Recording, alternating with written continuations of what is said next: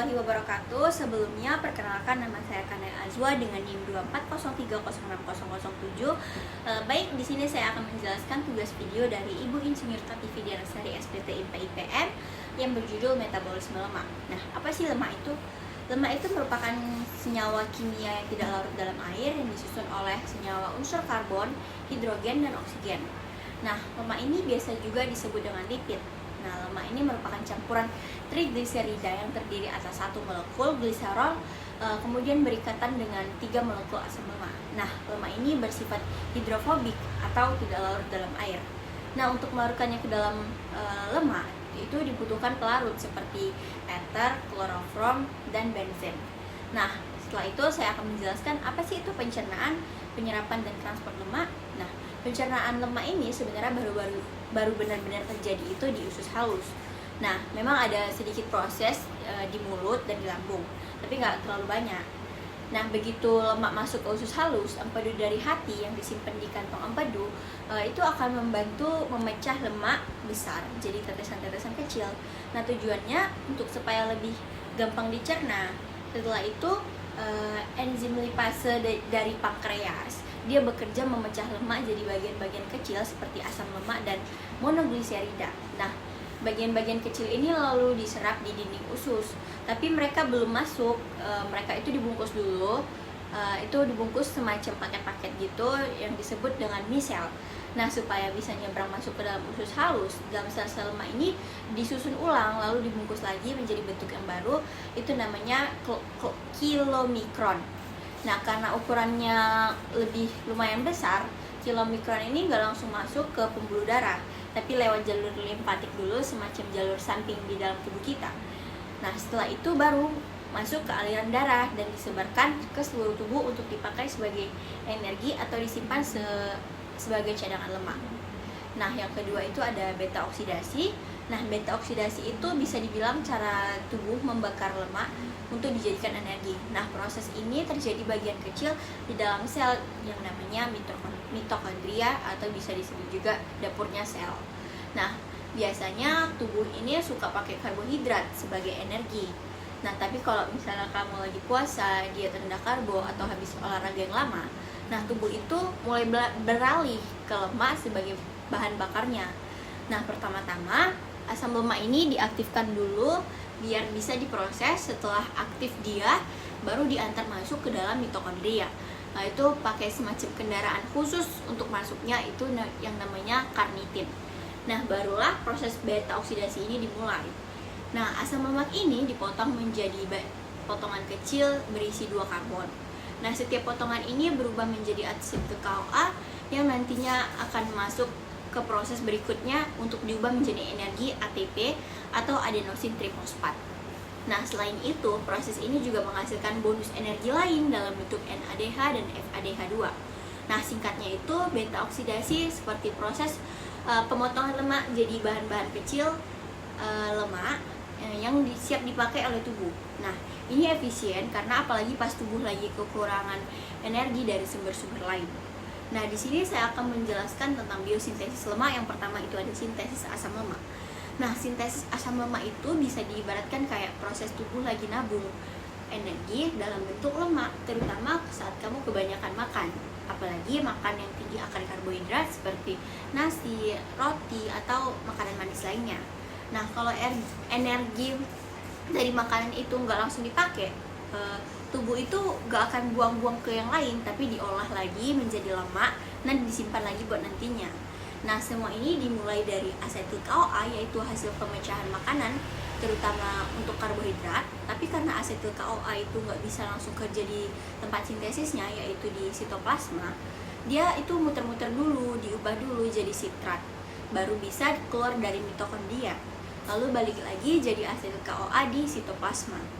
Nah, dari situ tubuh itu diubah akan diubah itu menjadi asetil CoA, terus jadi lagi malonyl CoA dengan bantuan enzim tertentu. Nah, malonyl CoA ini yang menjadi bahan utama untuk merangkai asam lemak. Nah, proses ini dikerjain oleh enzim khusus yang bisa dibilang kayak mesin perakit lemak atau biasa namanya fatty acid sintase. Nah, enzim ini nambahin 2 karbon setiap kali terbentuk asam lemak utuh. Nah biasanya itu asam palmitat atau yang punya 16 karbon.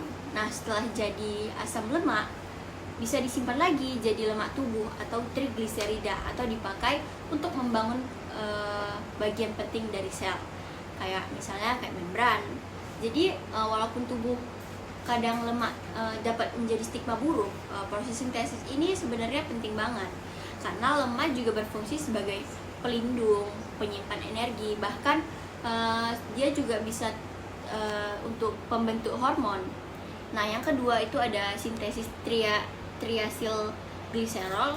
Nah triasil gliserol itu gampangnya proses tubuh buat nyimpen lemak. Setelah tubuh punya asam lemak, entah dari makanan atau dibuat sendiri di dalam tubuh, asam lemak ini digabung sama gliserol supaya jadi lemak yang siap disimpan. Itu namanya triasil gliserol. Nah proses ini biasanya terjadi di sel-sel lemak, misalnya di hati.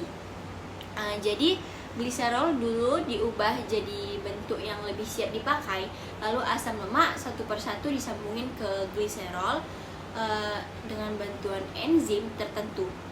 Nah, setelah lengkap jadilah triasil gliserol. Lemak yang nantinya akan disimpan terbentuk tetesan kecil di dalam sel lemak. Nah lemak yang sudah disimpan ini ibarat kayak tabungan energi kita dalam tubuh ini. Nah saat kamu butuh energi yang lebih, misalnya lagi puasa, olahraga lama, atau tubuh itu bakal memecah triasil gliserol untuk digunakan. Nah jadi proses ini penting kali supaya tubuh nggak kehabisan tenaga saat lagi nggak makan atau lagi butuh energi yang ekstra. Nah selanjutnya itu ada sintesis fosfolipid, yang dimana sintesis fosfolipid itu kayak proses tubuh bikin bahan bangunan utama buat dinding sel kita.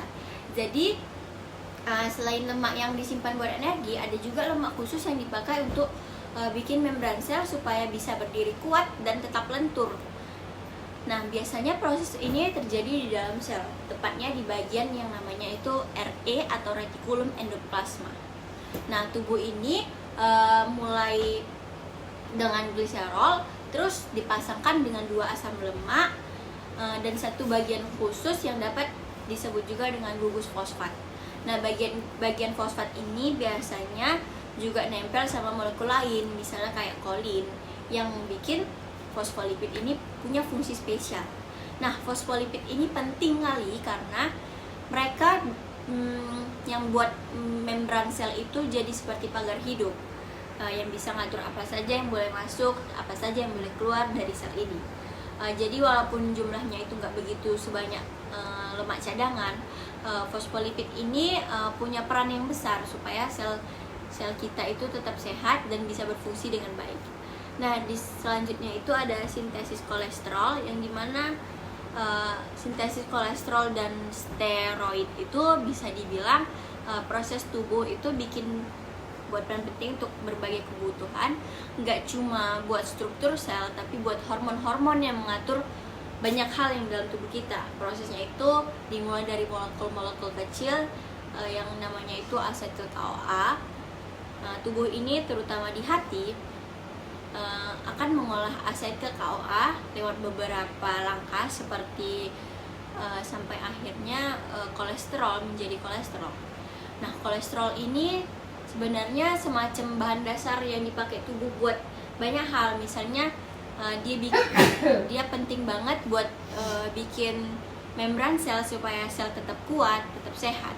Nah selain itu kolesterol juga dipakai untuk bikin steroid. Steroid itu hormon-hormon penting seperti estrogen, testosteron itu berfungsi sebagai fungsi reproduksi. Hormon kortikosteroid ini penting untuk membantu tubuh untuk menghadapi stres dan pengatur peradangan, serta vitamin D yang bikin tulang kita tetap kuat. Jadi kolesterol itu bukan hanya musuh, tapi justru menjadi bagian dari bahan baku utama tubuh yang dibutuhkan untuk bikin hormon-hormon penting tersebut. Nah walaupun kolesterol sedang kolesterol itu jadi masalah kalau jumlahnya terlalu banyak di dalam darah, sebenarnya dia punya peran vital yang nggak bisa digantikan. Jadi tubuh kita ini memang pintar, bisa bikin sendiri gitu bahan-bahan penting ini supaya semuanya berjalan lancar. Nah, mungkin itu saja penjelasan yang saya dapat jelaskan tentang metabolisme lemak ini. Sekian dan terima kasih. Mohon maaf ada kesalahan. Wassalamualaikum warahmatullahi wabarakatuh.